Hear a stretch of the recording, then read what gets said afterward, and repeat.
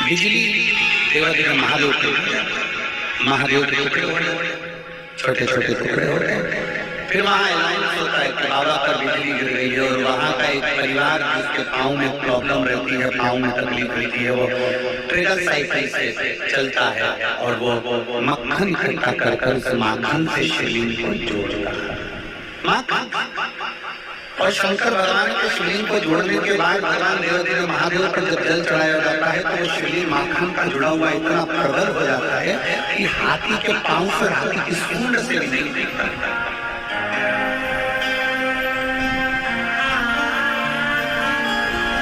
भगवान शरीर से कभी प्रसन्न नहीं है, भगवान शरीर से कभी प्रसन्नता नारायण नहीं करे। भगवान को कोई कह दे कि मेरा हाथ अच्छे है, मैं भगवान को भजूंगा, मेरा पाँव अच्छा है, मैं भगवान को भजूंगा, मेरे नेत्र अच्छे हैं, मेरी जिभ्या अच्छी है, मेरी श्रवण शक्ति अच्छी है, मेरी सुंदरता अच्छी है, मुझे भगवान मिलेंगे या मैं भगवान को भजूंगा। शिव महापुराण की कथा कहती है शरीर से परमात्मा कभी प्रसन्न नहीं हुआ, परमात्मा की प्रसन्नता तो तुम्हारे निर्मल मन से। परमात्मा की प्रसन्नता आपके भीतर के अच्छे स्वभाव से, परमात्मा की प्रसन्नता आपके निर्मल स्वभाव से। जितना अच्छा आपका मन होगा, जितनी अच्छी आपकी निर्मलता का भाव होगा, उतना परमात्मा आपके करीब में होगा। अशांति परमात्मा को दूर कर देती है। और सबसे ज्यादा आज का मनुष्य ऐसा कौन मानव है संसार में? कितने लोग संसार में बिल्कुल शांति से, सारा दुनिया संपूर्ण विश्व कहीं ना कहीं किसी न किसी रूप की अशांति है। पूरी दुनिया में कहीं ना कहीं किसी न किसी रूप में अशांति भीतर समाहित है। और 5 स्थान बताए हैं अशांति के आने के। भगवान देवादेव महादेव ने माता पार्वती जी को 5 स्थान अशांति आने के बताया कि 5 स्थान से अशांति आती है। पहला संसार, दूसरा संपत्ति से, तीसरा संबंधों से, चौथा स्वास्थ्य से, और 5वां संतान से। अब एक एक समय भगवान देवादेव महादेव करें कि 5 स्थान ऐसे हैं पार्वती जहाँ से अशांति हम नहीं मिलाना चाहते, हम शांत रहना चाहते हैं, हम अपने चित्त को निर्मल रखना चाहते हैं, हम बहुत आनंद में रहना चाहते हैं, हम बहुत स्वस्थ के आनंद के साथ रहना चाहते हैं। और ये 5 स्थान से अशांति हमारे भीतर प्रविष्ट। पहले नंबर पर है संसार। संसार से तुम जितनी कामना करोगे, ये संसार के लोग उतना ही तुमको धोखा देंगे, उतना ही धोखा देंगे और उतना ही तुमको अशांत कर देंगे।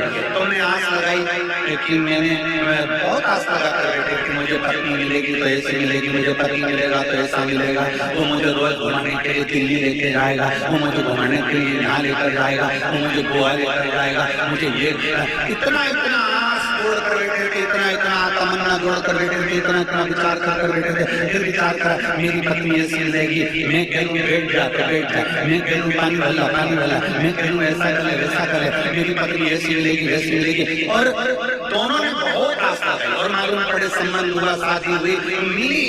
अब जैसी मिली वो तो उनको मालूम क्या मतलब। तो संसार के लोगों से फिर आस लगी कि मैंने इसके लिए ऐसा करा है तो ये मेरे लिए ऐसा करेगा, मैंने इसको ऐसा किया है तो ये मेरे लिए ऐसा करेगा। फिर मन में अशांति आ गई क्योंकि वो नहीं कर पाएगा। तुम जो कर सकते हो तुम्हारे हाथ में, तुम्हारे भाग्य में, तुम्हारी लेखनी में उस परमात्मा ने, विधाता ने लिखा कि तुझे इतने लोगों को भोजन कराना है, तुम्हारे विधाता ने लिख दिया कितने इतने लोगों को पानी पिलाना है। ये विधाता का लिखा हुआ, ये अपना नहीं। ये शिवराना महाराज का संसार का कोई व्यक्ति लिख नहीं सकता। ये अगर घर के अंदर वर्धन की वो 2 दिन की कथा पंडाल में हुई, 3 दिन की और हो सकती थी, पानी के बाद में कितना बंद हो गया और हो सकती थी। पर विधाता ने कहीं इन लोगों के भाग्य इतने प्रबल होंगे इस घर के, कहीं इस घर का कोई ग्रह आनंद में होगा, इसलिए बाबा ने 3 दिन की कथा यहाँ करवा दी और बाबा की कृपा हो गई। आप और हम लिखने वाले नहीं है, वो विधाता लिखा है। उसने क्या लिखा है, कैसे लिखा है, कब लिखा है, वर्णन उसके ऊपर निश्चित है।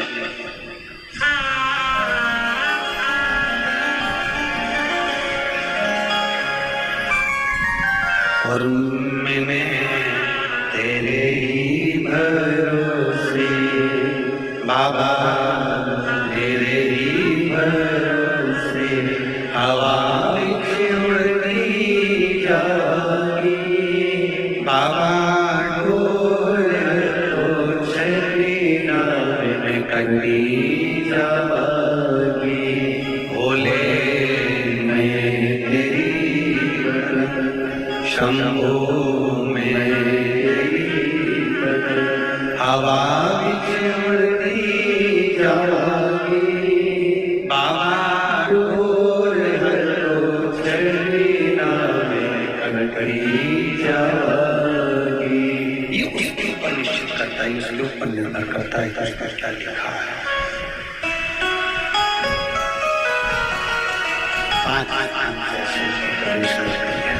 थोड़े ढीले कम कर प्रेशर, ढीले कम करो और प्रेशर चाहिए। 5 स्थान से अशांति प्रवेश करता है। पहला है संसार के लोगों से भी अशांति आती है। आप कितना सोचते हो, कितना विचार करो, कितना विचार करो, कितना सोचते हो, कितना सोचने के बाद, कितना विचार करने के बाद भी आपको संसार से सुख का अनुभव है। सुख का अनुभव दूसरे नंबर पर है संपत्ति। दुनिया के लोग सोचते हैं कि थोड़ा धन अगर अच्छा आ गया, पैसा ज्यादा कमा लिया तो मैं बहुत सुख की जिंदगी जी, सुख की जिंदगी।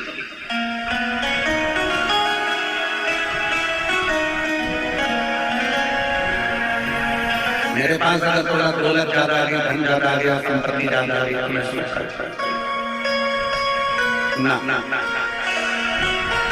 शिव महापुराण की कथा कहती है, अगर आपके पास में धन ज्यादा आ जाए, संपत्ति ज्यादा आ जाए, तुम्हारा वैभव अच्छा हो जाए, तुम्हें अच्छी कुर्सी मिल जाए, पद मिल जाए, तुम उन्नति की सीढ़ी पर चढ़ जाओ, कोई अच्छे सिंहासन पर तुम बैठ जाओ, तुम्हें अच्छा पद, अच्छी प्रतिष्ठा, अच्छी संपदा अगर प्राप्त हो जाए, तो भोलेनाथ से कहना कि मुझे अगर कुर्सी मिले, पद मिले, प्रतिष्ठा मिले, संपत्ति मिले, तो मैं तेरी शिव महापुराण की कथा जीवन भर कराता अपने से कृपा बनाता हूँ।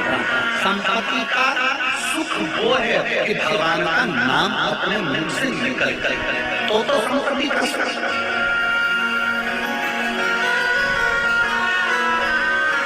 संपत्ति बढ़ रही है, धन बढ़ रहा है, संपत्ति बढ़ती है, धन बढ़ता है, और मालूम पड़े अंदर का सुख बेचैनी चली गई। मैंने उस पर इतना रुपया दिया था, मैंने 15 लाख वहां दिया था, 50 लाख वहां दिया था, वो खा के तो नहीं बैठ जाएगा, मेरा पैसा लेकर तो नहीं चल जाएगा। रात सब सो रहे और तेरी आंखों में एकदम तुझे याद आया कि मैंने उसको पैसा दिया था, उसका अभी तक नहीं आया, मैंने वो ऐसा करा था, वो अभी तक नहीं हुआ। और रात की नींद, सब सो रहे और तेरी नींद रात को 2 बजे, 3 बजे, 2 बजे, 4 बजे उठ के बैठ गया तो 3 बजे रात बेचैनी।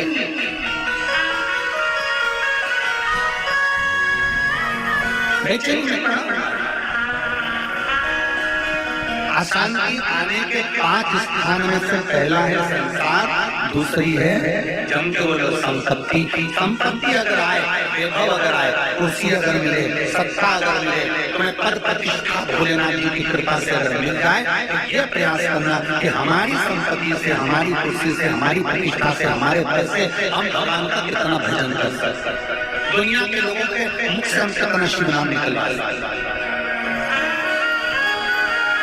ये शिव महापुराण ने करा। शिव महापुराण करी क्या? शिव महापुराण ने केवल एक कार्य करा, बच्चा बच्चा, बूढ़ा बूढ़ा, जवान युवान, बूढ़ा बच्चा, सबके मुख से श्री शिवाय नमस्कार निकल गया। इस शिव पुराण ने करा था, घर के बच्चे से लेकर बूढ़े व्यक्ति सबसे एक लोटा जल शंकर जी पे चढ़ा दिया। शिव महापुराण ने करा क्या? शिव महापुराण ने ये करा कि आज घर के अंदर रहना कैसे है, घर के अंदर कैसा व्यवहार होना चाहिए, कैसे रहना चाहिए, भगवान का व्रत कैसे करना चाहिए, शिव को जल कैसे चढ़ाना चाहिए, शंकर की स्तुति कैसे करना चाहिए, ये शिव महापुराण ने सिखाया।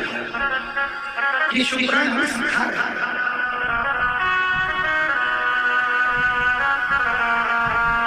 और नहीं आज के व्यक्ति को सीखने को मिल रहा है। नहीं तो आप पूर्व समय का चरित्र निकाल, गणेश जी के चूहे की कथा आती है। संपूर्ण देशवासियों को आज गणेश चतुर्थी की बहुत बहुत बधाई हो। भगवान श्री गणेश जी महाराज के प्राकट उत्सव की, भगवान श्री गणेश जी महाराज के विराजमान होने की संपूर्ण सनातनियों को, संपूर्ण देशवासियों को बहुत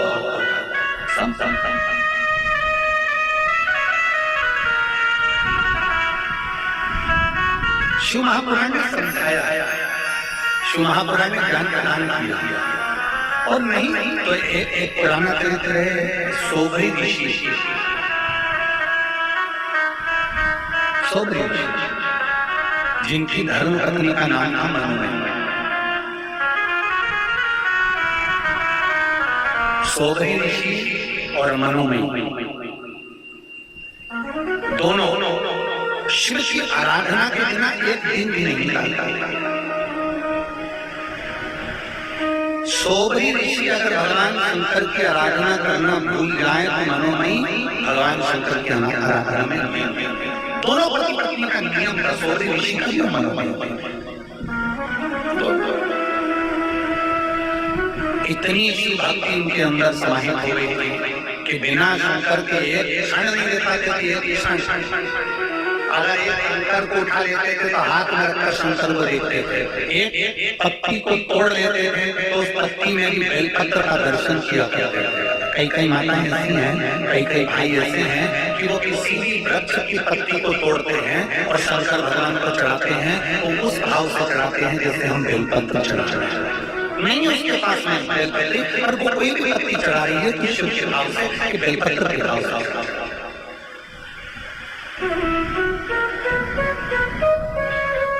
जो कुछ समर्पित कर रही है वो भाव से समर्पित कर रही है। और बिना भाव के परमात्मा मिले कैसे? भगवान बिना भाव के मिलेगा कैसे? आज हमारे हम कहें हमारी बेटियां बहुएं हैं, तीनों देवरानी जेठानियां हैं, रोज प्रतिदिन भाव से भगवान का हमारे लड्डू गोपाल जी के लिए, ठाकुर जी के लिए, शंकर जी के लिए, सालीग्राम भगवान के लिए हमारी जो आराधना होती है, रोज की पूजन अर्चना होती है शिव जी की, ठाकुर जी की, सालीग्राम जी की, उसके लिए रोज प्रसाद बनाना, सामग्री बनाना, लड्डू भेज देना, सामग्री भेज देना, हलवा भेज देना, सीधा भेज देना, सभी बहुएं और माता ऊपर सामग्री भेज देना। और मैं आज इसी यादव परिवार की बड़ी बेटी पूनम यादव जी को धन्यवाद देता हूँ। आज उनका जन्मदिन है, उनको जन्मोत्सव की बहुत बहुत बधाई। कहाँ बेटी? आजा बेटा।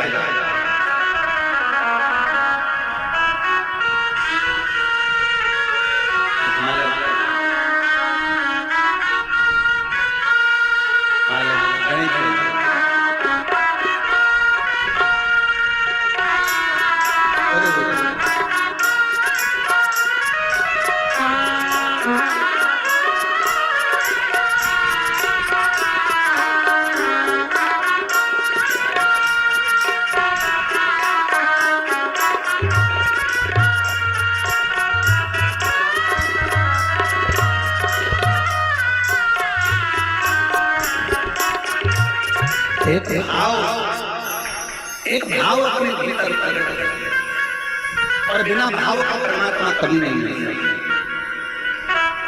बिना भाव का भगवान कभी नहीं है। आप भाव से जाएंगे तो परमात्मा क्यों नहीं है?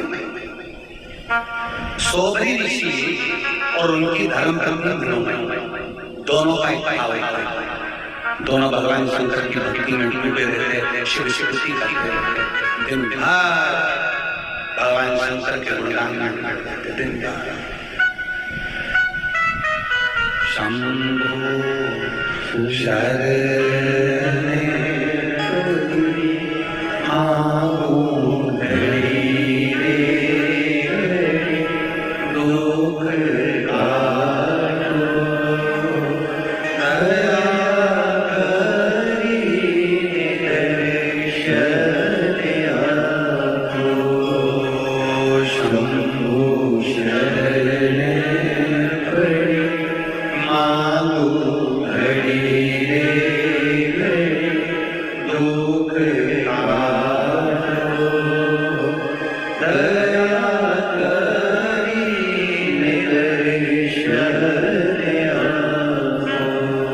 सोबरी ऋषि और मनोमय दोनों शिव की आराधना, दोनों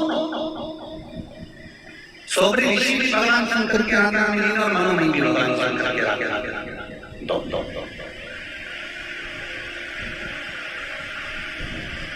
अब एक क्रोंच गंधर्व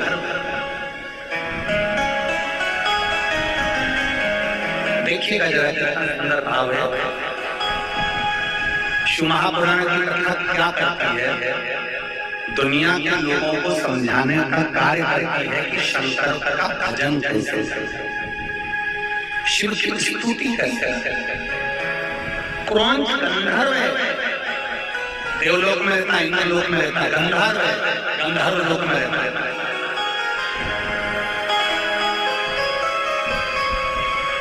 पर बुद्धि देखिए कहाँ गई, उस क्रोंच गंधर्व की बुद्धि कहाँ चली गई, उस क्रोंच गंधर्व की बुद्धि कहाँ मारी गई जरा देखिए। जब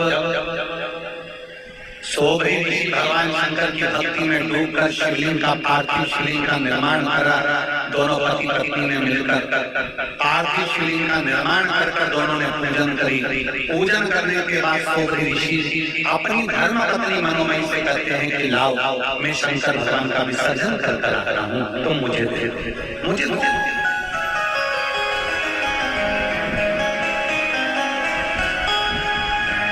आप मुझे दीजिए। शिव विसर्जन की एक रीति है, भगवान शंकर के विसर्जन की रीति सबसे प्रबल रीति है शिव विसर्जन की, कि भगवान शंकर का पार्थिव शिवलिंग का जब हम निर्माण करते हैं और निर्माण करने के बाद जब हम पार्थिव शिवलिंग उसको लेकर विसर्जन की ओर जाते हैं तो प्रयास करना चाहिए कि घर से जब लेकर जा रहे हो उस समय पार्थिव शिवलिंग हमारे नाभि कोश से ऊंचा हो।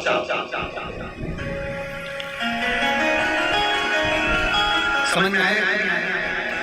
अर्थात जैसे ये पात्र में शिवलिंग बना हुआ और पात्र में शिवलिंग है, हमने पाटे पर से उठाया, घर से जब लेकर जा रहे हैं चलते समय ये या तो हमारे मस्तक पर हो, नाभि कोश या हृदय तक हो, कंठ तक हो, वक्षस्थल तक हो, उदर तक हो, पर नाभि से नीचे वो शिवलिंग हमारे नहीं होना चाहिए, घर से ले जाए। और शिवलिंग के विसर्जन का एक नियम बड़ा प्रबल है कि घर से ले जाते समय शिवलिंग पार्थिव शिवलिंग हमारे नाभि कोश से ऊंचा हो और जब हम विसर्जन करने के लिए जाएं तब शिवलिंग का दर्शन विसर्जन के पहले अपने नेत्रों से पूर्ण तरह से करें और बाबा से अपने हृदय की बात कहकर लगाकर मस्तक लगाने के बाद फिर उस शिवलिंग का विसर्जन अपनी मनोकामना करते हुए बाबा से उस शिवलिंग का फिर विसर्जन कर ले जाते समय नाभि कोश से ऊंचा हो। विसर्जन के समय पर अपने नेत्रों से बाबा का पूर्ण दर्शन किया जाए। पूर्ण दर्शन कैसे होता है? शिवलिंग के पूर्ण दर्शन का महत्व क्या बताया उसको भी समझ लीजिए। भगवान शंकर के पूर्ण शिवलिंग के दर्शन का महत्व अर्थात ये शिवलिंग, ये जलाधारी, बीच में अशोक सुंदरी, राइट गणेश, लेफ्ट कार्तिकेय, ऊपर से जल बहता है वो जया विशाखा सामने वाली। अब जब आप भगवान शंकर का पार्थिव शिवलिंग मानते हो ऊपर जलाधारी करें, आपका केवल शिवलिंग है और जलाधारी, तो आप उसका जब दर्शन कर रहे हैं तो पूर्ण दर्शन का मतलब है जब हम विसर्जन करने जाते हैं तो सबसे पहले जो भगवान का जल स्थल है जिसको हम कहते हैं जलाधारी, गणेश जी, कार्तिकेय, अशोक सुंदरी का स्थान, पहले हम उसका दर्शन करते हैं, फिर अपनी निगाह को घुमाकर हम गोल घुमाकर वापिस उसी स्थान पर आते हैं अपनी दृष्टि से और फिर बाबा का यहीं से दर्शन करते हुए हम शिवलिंग का दर्शन करते हैं। जो हम विसर्जन करने गए हैं उसका हम जब दर्शन करें तो दर्शन करने के बाद हम शिवलिंग का दर्शन कर अपने मन की कामना कहकर मस्तक से लगाकर फिर बाबा का हम विसर्जन करते हैं तो हमारे हृदय की कामना मेरा देव महादेव पूर्ण करता है।